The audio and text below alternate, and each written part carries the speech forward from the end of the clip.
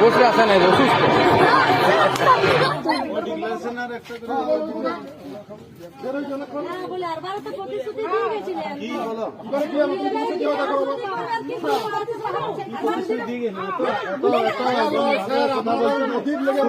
তোমার সঙ্গে প্রতিদিন ভালো করে কথা বলি না বলি এমন ওইরকম না।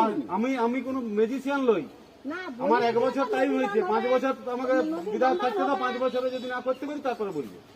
একটা বিধায়কের তো 5 বছর টাইম দেয়, সরকার 5 বছর কেন হয়? 5 বছর তো টাইম দিতে হবে।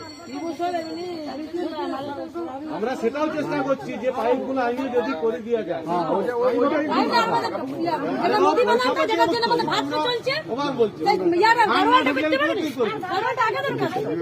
জোরসে একটা হলে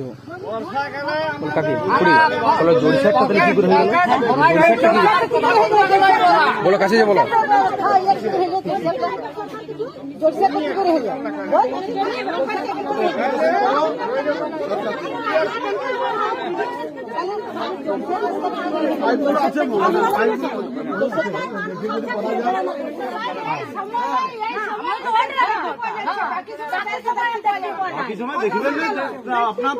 আপনার সমস্যা, আমি তো এই এলাকায় আসি যে বাবা, আপনাকে জানাই দিয়ে যাবে, এদিকে যাবো তাই বলছে।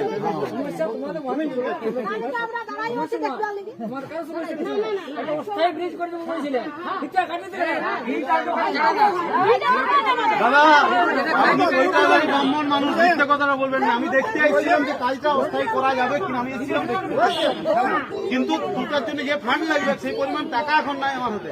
টাকা ঢুকলে আমি ওটা করবো। পাইপ কোথায় আছে সমস্ত